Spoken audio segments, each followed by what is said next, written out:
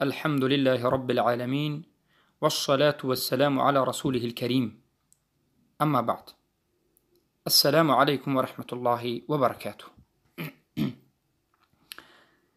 برادران و خواهران عزیزم، اهل توحید، اهل سنت و الجماعت، منهج ما معروف است که چنگ زدن به قرآن و سنت به فهم صحابگان این امت رضی الله عنهم است. به علمای اهل سنت، به واسطه علمای اهل سنت و به واسطه سند و با منهجی روشن و فهما و دقیق و عمیق، ثابت و قاطع، در یگان جای منهج ما شک نیست، شبهه نیست. هر یک سخن را کوشش میکنیم که با حجت بیان بکنیم و هر یک سخنی که با حجت آمد ما تسلیم میشویم، برای آن که ما اطاعت الله و رسول میکنیم، اطاعت قرآن و سنت به فهم سلفی امت میکنیم. چندین سال است که بین اهل سنت و الجماعت و بین اهل بدعت، تا اونجایی که خودم با خبرم، سبحان الله، مناقشه های شدید می رود.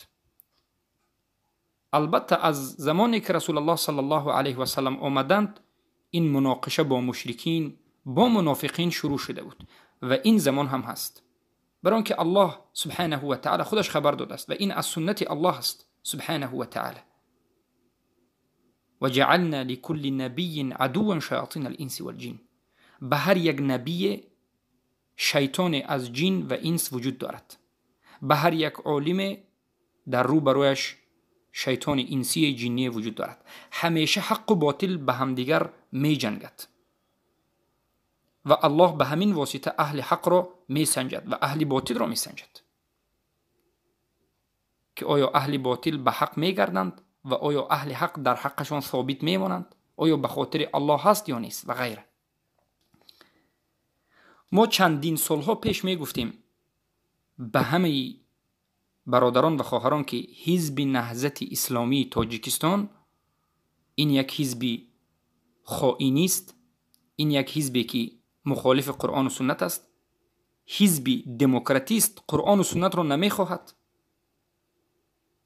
و در اون زمان بینهایت رابطه شدیدی با رافضه ها دارد و عیناً همین سخنها را و بحث های شدید در بین ما و بسیار انسان ها می شد. حتی برادرهایی که خودشان را از اهل اصلاح می دانستند به این فکر راضی نبودند، از سبب جهل، از سبب بی‌علمی و از سبب شبهاتی که اهل بدعت دارد به این عقیده باطل چنگ زده بودند. اما امروز می بینیم که الله سبحانه و تعالی اینها را روز به روز آشکار می کند و فاش می کند. سبحان الله، 2 روز قبل رئیس حزب نهضت اسلامی تاجیکستان محی الدین کبیری در یک برآمد سخن داشت و این مخبر سوالش میکند نسبتی دولتداری او یا که آینده دولتش رو چگونه میکند، چرا در نام حزبش اسلام است و غیره. ببینید که چی جواب میدهد. Партия называется партия исламского возрождения. Если вы придете к власти, куда вы поведете страну? То, что мы выбрали это название, исламская партия, тогда еще в начале 90-х годов было модно. Там по всему миру, исламскому миру появились исламские партии, движения, исламские банки. У нас было такое решение. سبحان الله، ببینید براءتش را اعلام میکند و میگوید که در اون زمانهای 92 اسلام گذاری به هر یک چیز این یک ماده بود. میگد نه این همچون به خاطر دین، میگد این یک ماده است. حزب نهضت اسلامی اسلام میگد همچون یک شریعت، نظام، عقیده، این چونی نیست، همچون یک ماده ما گرفته بودیم که این کفر است و این کفر اکبر است. پس فریفته شدگان نهضت، طرفداران نهضت، لشکران نهضت عاقلان و جاهلان فرقی ندارد. خواهران و برادران، ای طالب علمان گمراه گشته، ای کسانی که روی خاطر میکنید و نهضت پرست هستید، مگر کر هستید که این سخنهایش را نمیبینید، گوش نمیکنید؟ یا کور هستید که در برنامهشون به چشمتون نمیبینید؟ مگر شما به خاطر اسلام این حزب را دفاع نمیکردید؟ مگر به خاطر اسلام لشکر نبودید؟ و این راهبری شما چی میگوید؟ ببینید. Еще 10 лет тому назад, когда мы еще были легальной партией, менять название партии. Но потом все-таки решили, что это уже история. Нас приняли так, каким мы есть. Мы демократическая партия, по сути, с исламским названием. Международный... ما میگوید دموکراتیسکی партия یک حزب دموکراتی هستیم، حزب اسلامی دموکراتی. دموکرات خودش یک شرک است، هم در ربوبیت، هم در الوهیت، هم در اسما و صفات، هم ضد ایمان، ضد اسلام، ضد شهادتین است. چگونه میشد است که با اسلام در یک جا جمع بشد؟ ما به خاطر همین شما را این کار میکردیم، به خاطر همین شما را بیم میدادیم که احتیاط باشید که دینی نوی میسازید. ما به خاطر همین میترسیدیم که یک روز میشود که شما یک دین میسازید که نام دینتون اسلام دموکراتیه یا دموکراتی اسلام میشود. همین چیز رو ما میدیدیم از سبب اینکه علما بیان کرده بودند، از سبب اینکه حال قوم های گذشته، مشرکین گذشته رو دیدیم که به نیت خوب یا که به خاطر یک مسئله، یک جزئیات آهسته آهسته به شرک واقع شدند. چگونه که اصل شرک از یک رسم کشی به وجود آمد، به خاطر به فکر خوب شرک به وجود آمد. این شرک هم همچنین در اول این طور اون طور آهسته آهسته یک دینی نوی به وجود آمد. چگونه که مشرکین زمان پیامبر صلی الله علیه و سلم دین ابراهیم علیه السلام را تغییر داده بودند و آهسته آهسته دین تبدیل به شرک شد، پیش نهضت رو ما به خاطر این گرفتیم که شما مثل ابو جهل یا شما مثل قوم نوح دین اسلام را تغییر میدید. اگر پیش شما را طالب علم علمای اهل سنت نگیرد و حقیقت را بیان نکند، توحید را زنده نکند، شرک را بیان نکند، کی میکند؟ اگر ما خاموش بیستیم، شما برعلا گفته ایستادید که پارتی اسلامی دموکراتی اسلامی، این چی نامعقولی و این چی شرک و این چی باطلگویی و این چی خیانت بر امت اسلام. سبحان الله. از همین جهت چندین صحبت ها کردیم در اینترنت ها، در همه جا وجود دارد که پرهیز کنید، از یک کوچکترین بدعت هم پرهیز بکنید. این کوچکترین بدعت نیست، این شرک است، این کفر است. مغرور نشوید. ما به هیچ کس به ذات شخصیش، به تجارتش، به خانه و درش، به کارش حسد هم نداریم، به خانه درش کارم نداریم.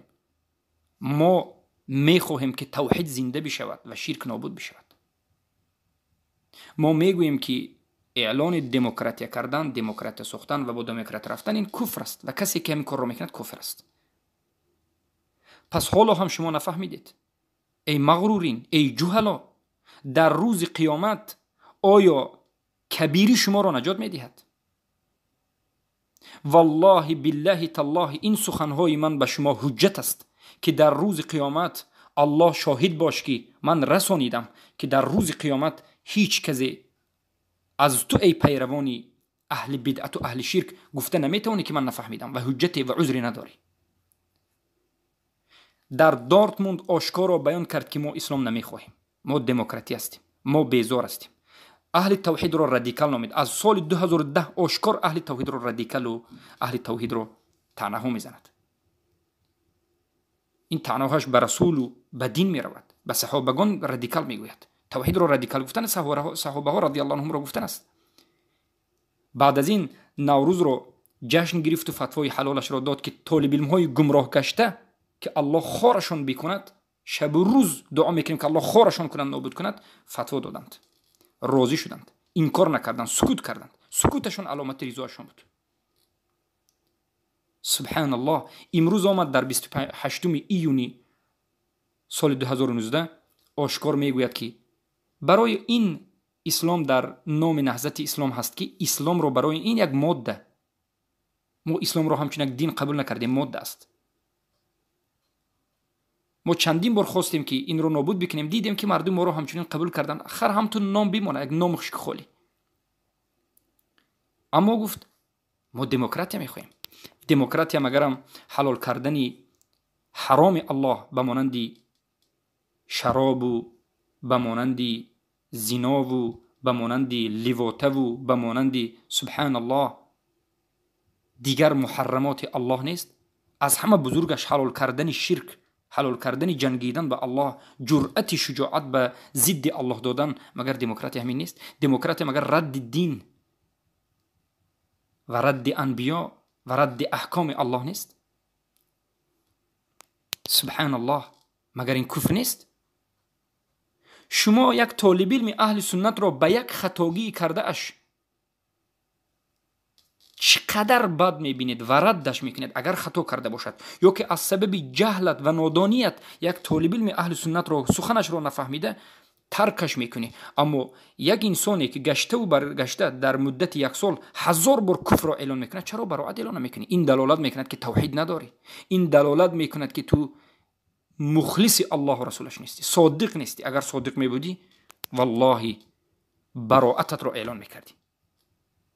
بعد از این که این سخنهای کفریش رو گفت، دیدی در یوتیوب و در همه جا وجود دارد، شب روز اعلان میکند اگر براعت را اعلان نکنی اسلامت صحیح نیست، ایمانت صحیح نیست، کلمه لا اله الا الله صحیح نیست، اصل ایمان صحیح نیست.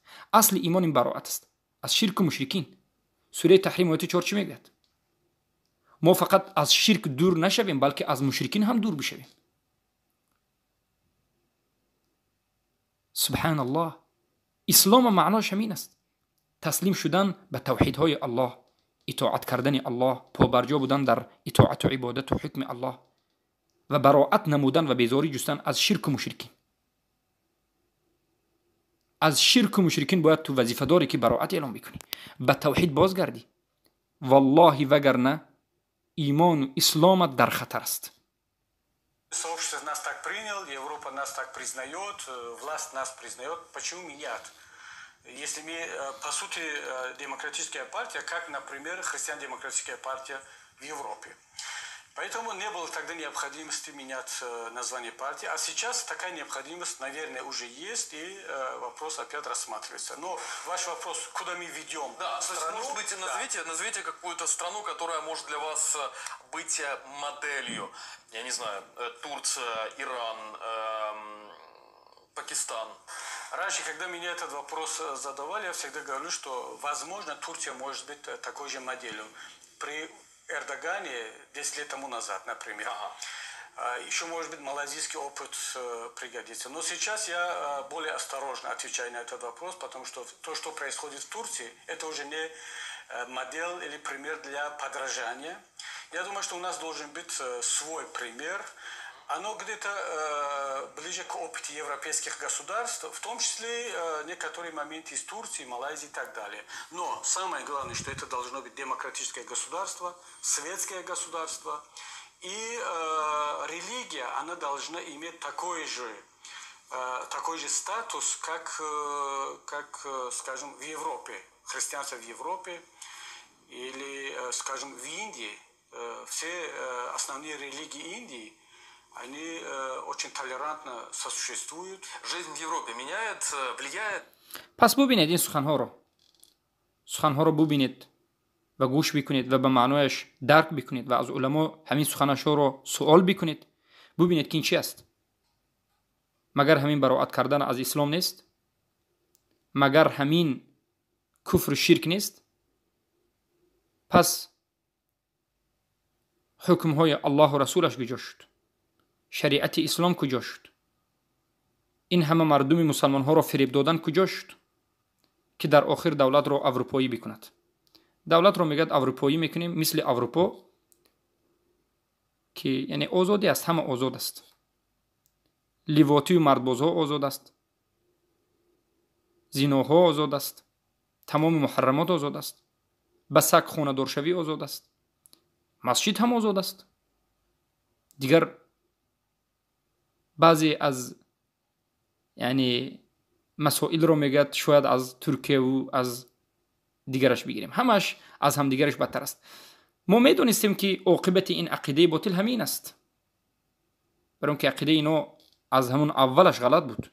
از همین جهت بار دیگر به شما میگویم که اولا طالب علمان اهل سنت و الجماعت، ساکت نباشید و توحید را رسانید. روی خاطر نکنید که الله سبحانه و تعالی البته به شما روز ملاقات میکند و در نزد الله جواب خواهید داد.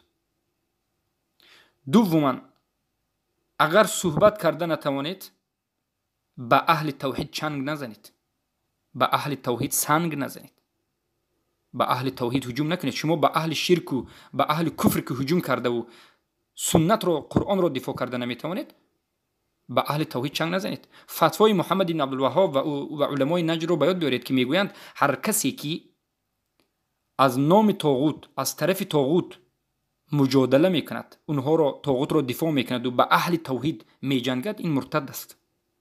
یعنی به اهل توحید مجادله میکند، اهل توحید رو ناحق میگوید، این است و آن است، به اهل توحید طعنه میزند و اما طرف طاغوت رو طرفگیری میکند، این مرتد میشود. احتیاط باشیم که به همین طایفه وارد نشویم، از همین طایفه نباشیم.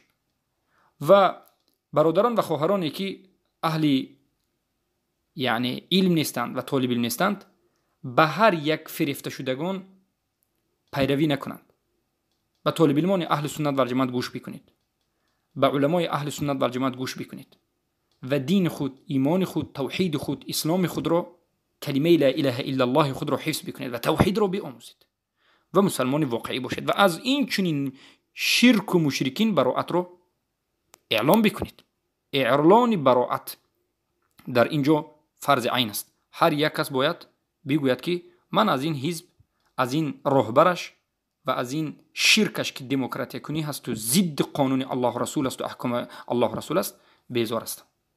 براءت را اعلام میکنم، ترک میکنم، اعتقاد میکنم که این باطل است، دور میشوم و به اهلش و به پیروانش دوستی رو کنده میکنم. بارک الله فیکم. و نگفته نماند که هر کسی که همین سخن را گفت و به دیگر سخنهای گفته اش به دعوای دموکراتیش به کفر واقع شد و مرتد شد و کافر شد. محی الدین کبیری یا دیگر کسانی که به همین سخنش راضی است، بریده